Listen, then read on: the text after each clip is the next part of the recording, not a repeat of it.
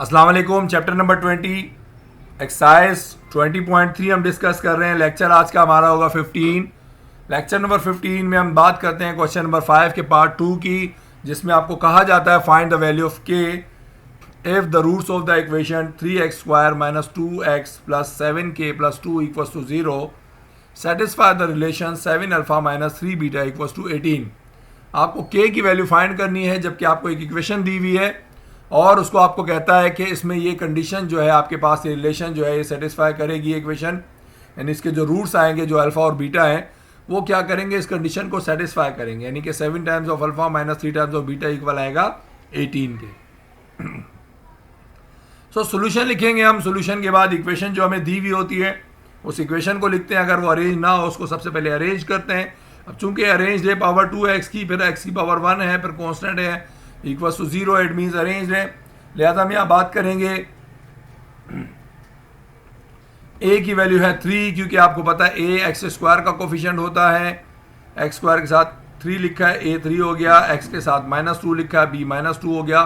c जो है 7k + 2 है वो लिख दिया। अब हम क्या करेंगे, सबसे पहले हम निकालते हैं सम जो होता है अल्फा प्लस बीटा जिसको कहते हैं आप।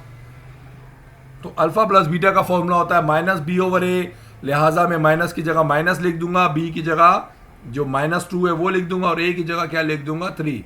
इट मीन्स माइनस ही फॉर्मूले का आ गया और b की जगह -2 आ गया, डिवीजन में a की जगह 3 आ गया। अब माइनस माइनस हो जाएगा प्लस,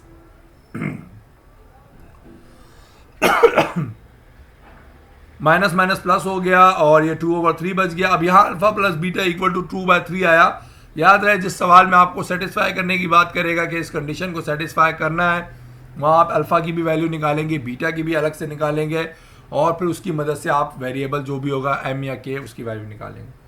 अब चूंकि मुझे पता है यहाँ पर मुझे अल्फा प्लस बीटा नहीं चाहिए, सिर्फ अल्फा चाहिए, लिहाजा प्लस बीटा को जब मैं इक्वल के वहाँ शिफ्ट करूँगा तो वहाँ जाकर क्या करेगा माइनस बीटा। सो अल्फा की वैल्यू आ गई आपके पास इक्वेशन की फॉर्म में। अल्फा की एक इक्वेशन बन गई, डेट इज 2/3 प्लस बीटा, वहां जाकर क्या हो गया माइनस बीटा। तो मैंने इसको इक्वेशन नंबर 1 का नाम दे दिया। इक्वेशन 1 क्या है, alpha equal to 2/3 minus beta. अब हम बात करेंगे प्रोडक्ट की। फिर से हमने एबीसी की वैल्यू आपको मेंशन आपके पास होती है हमेशा, आप बार बार इसको नहीं लिखेंगे, मैं फिलहाल समझाने के लिए यहाँ लिख रहा हूँ ताकि आपको रिमाइंड करवा दी जाए वैल्यू क्या है इस कंडीशन में। और अल्फा इंटू बीटा है c/a। c की वैल्यू है 7k + 2, डिवीजन में a लिख दिया, यानी a की वैल्यू 3 लिख दी। लिहाजा इसमें कोई सिंप्लीफिकेशन नहीं हो सकती, लिहाजा मैंने इसको इक्वेशन 2 का नाम दे दिया, क्योंकि हमारे पास ये प्रोडक्ट जो निकला है अल्फा इंटू बीटा दोनों इसमें मौजूद हैं। इसके अलावा इसमें k यानी वेरिएबल भी मौजूद है, इसलिए हमने इसको इक्वेशन का नाम दिया, क्योंकि जब हम अल्फा और बीटा दोनों की वैल्यू निकाल लेंगे उसकी मदद से हम इस इक्वेशन से k की वैल्यू निकाल सकते हैं। ठीक है, इसलिए हमने इसको इक्वेशन का नाम दिया, अदरवाइज इसको कोई ज़रूरत नहीं थी नाम देने की। हमने क्या किया, अल्फा और बीटा इसमें दोनों मौजूद हैं। हम क्या करेंगे, पहले अल्फा और बीटा की वैल्यू निकालेंगे, उनको उठा के इस इक्वेशन में जब पुट करेंगे तो उनकी मदद से हम के की वैल्यू निकाल सकते हैं। ठीक है, इसलिए हमने इसको इक्वेशन 2 का नाम दे दिया। अब हम बात करेंगे आगे मजीद क्या सिंप्लीफिकेशन होती है इसमें, आइए उसको डिस्कस करेंगे। तो देखिए हमें जो कंडीशन गिवन थी, कंडीशन क्या आपको बताई गई थी सवाल में कि 7 times of alpha - 3 times of beta equal आएगा 18 के। ठीक है, 7 अल्फा - 3 बीटा इक्वल टू 18 ये सवाल के आपके सवाल के अंदर लिखा हुआ है, मेंशन किया गया है कि अगर ये कंडीशन सेटिस्फाई होती है तो आप इस तरीके से बताइए कि कंडीशन सेटिस्फाई करने चाहिए आपके रूल। लिहाजा आपने 7 अल्फा - 3 बीटा इक्वल टू 18 लिख दिया। अब आप बात करेंगे इक्वेशन 1 आपने बनाई थी, वो अल्फा की इक्वेशन बनाई थी जिसमें अल्फा का आपने एक इक्वेशन फॉर्मेट में आपको अल्फा लिख के दिखाया था। सो मैं लिखूंगा बाय यूजिंग इक्वेशन 1। इक्वेशन 1 में अल्फा किसके बराबर था, 2/3 माइनस बीटा के। आपको याद होगा अल्फा की इक्वेशन हमने क्या बनाई थी वहां पर इक्वेशन 1 में 2/3 माइनस बीटा, यानी वहां पर अल्फा प्लस बीटा किसके इक्वल आया था, 2/3 के इक्वल आया था। तो अल्फा की इक्वेशन वहां जो इक्वेशन 1 आपने बनाई थी उसमें थी 2/3 माइनस बीटा, तो 7 की जगह 7 आ गया, अल्फा की जगह उसकी इक्वेशन लिख दी, फिर माइनस लिखा और 3 बीटा की जगह 3 बीटा आ गया, 18 की जगह 18 लिख दिया। अब ये जो 7 है आप देख सकते हैं 2 से भी मल्टीप्लाई हो रहा है और बीटा से भी हो रहा है। याद रहे 7 3 से मल्टीप्लाई नहीं होगा, क्योंकि ये दोनों नोमिनेटर में है, ये दोनों मल्टीप्लाई होंगे, ये नोमिनेटर डिनोमिनेटर से मल्टीप्लाई नहीं होगा। सो 7 2 जा 14/3 हो जाएगा, माइनस 7 बीटा जा 7 बीटा हो जाएगा और -3 बीटा इक्वल टू 18। देखें हमने 7 को 2 से किया 14 रहा है और डिवीजन में जो 3 था ऐसे ही आया, फिर माइनस 7 बीटा था, 7 beta minus 3 beta equals to 18। अब आप देख सकते हैं कि माइनस 7 बीटा और माइनस 3 बीटा आपस में ऐड या सब्ट्रैक्ट बिल्कुल हो सकते हैं। तो देखिए हमारे पास ये कंडीशन आ गई कि 14/3 minus 7 beta minus 3 beta equal आ गया 18 के। अब चूंकि आप देख सकते हैं 7 बीटा और 3 बीटा आपस में क्या हो रहा है, ऐड हो सकते हैं, माइनस के साइन है दोनों की, तो मैं इसको लिखूंगा माइनस 7 बीटा माइनस 3 बीटा बन जाएंगे माइनस के 10 बीटा, माइनस के 10 बीटा। और अगर हम बात करें इस फ्रैक्शनल नंबर की, तो देखिए हमें चूंकि इसको इसमें बीटा में ऐड नहीं करना, नंबर्स में ऐड होते हैं और वेरिएबल्स में, लिहाजा मैं इनको ऐड करूंगा, इसको इनके साथ ऐड या सब्ट्रैक्ट नहीं करूंगा, इसको इक्वल के वहां शिफ्ट कर दूंगा ताकि हमारे को सिंप्लीफिकेशन में ज़्यादा प्रॉब्लम ना हो।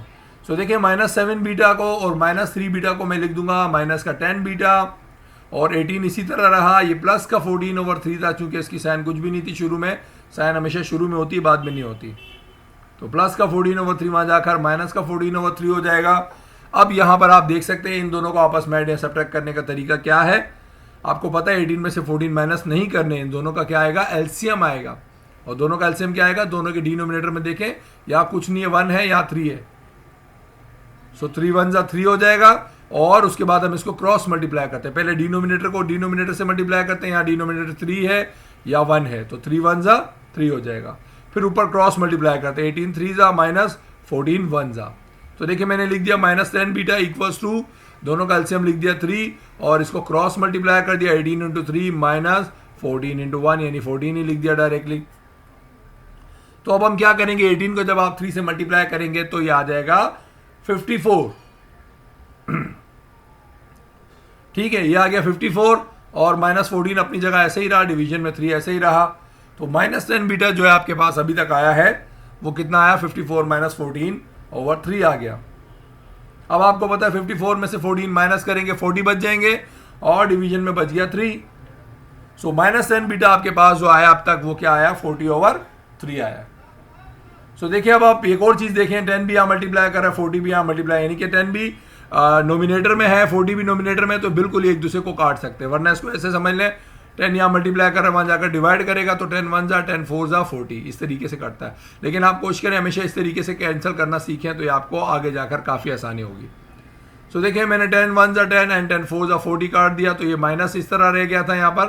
तो मैं क्या करता हूँ, ये बच रहा है 4/3, तो मैं माइनस को भी वहाँ लिख देता हूँ। देखें यहाँ इसको ऐसे लिख लें, माइनस 10 यहाँ मल्टीप्लाई कर रहा है, वहाँ डिवाइड करेगा तो 10 1 जा 10 एंड 10 4 जा 40, माइनस नीचे लिखें या ऊपर लिखें बात एक ही है, तो 4/3 बच रहा है, बट नीचे माइनस भी बच रहा था, इसलिए मैं इसको डायरेक्ट क्या लिख रहा हूँ, माइनस का 4/3।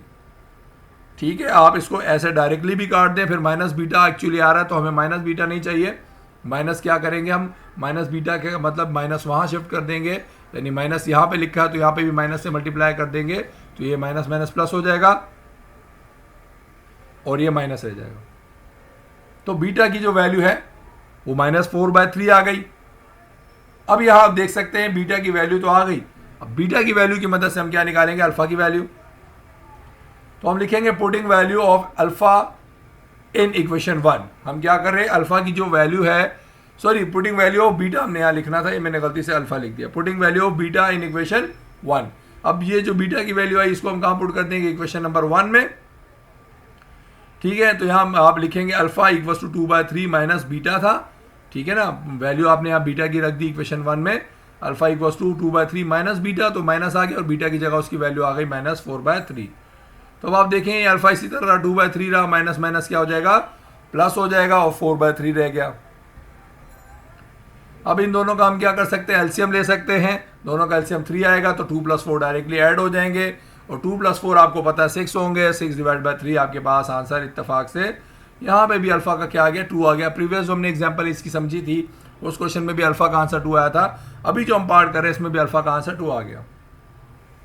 अब हम क्या करेंगे, अल्फा का और बीटा का आंसर हमने कहा था जब आ जाएगा उसको इक्वेशन नंबर 2 में पुट कर देंगे, जिससे के का आंसर निकल आएगा। लिहाजा हम जो के putting value of alpha and beta in equation 2, तो इक्वेशन 2 के अंदर अल्फा और बीटा की वैल्यू क्या थी, alpha beta equals to 7k + 2/3। तो अल्फा की जगह 2 लिखा, बीटा की जगह -4/3 आया था वो लिखा, इक्वल्स टू 7k + 2 लिखा। अब दोबारा देखें 3 यहाँ पे भी डिवाइड हो रहा है, यहाँ पे भी डिवाइड हो रहा है, 3 से 3 कट जाएगा और 2 और 4 आपस में मल्टीप्लाई हो रहा है, 2 4 8 हो जाएगा और माइनस साइन इसी तरीके से आ जाएगी। तो -8 और ये 3 से 3 कट गया, इक्वल टू 7k + 2। अब +2 को वहां भेजेंगे तो -2 हो जाएगा, तो -8 इस तरह रहा, प्लस वहां जाकर -2 हो गया, इक्वल टू 7k। -8 - 2 होते हैं -10 इक्वल टू 7k। अब 7 यहाँ मल्टीप्लाई कर वहां जाकर क्या कर देगा, डिवाइड करेगा। सो -10/7 इक्वल टू k, यानी आसान अल्फाज में अगर बात करें तो k की जो वैल्यू निकली है वो क्या निकली है, -10/7 निकली है। सो यहाँ पर जो आपको इस कंडीशन में पूछा गया था k की वैल्यू क्या है, तो यहाँ पर इस कंडीशन में k की वैल्यू आएगी -10/7।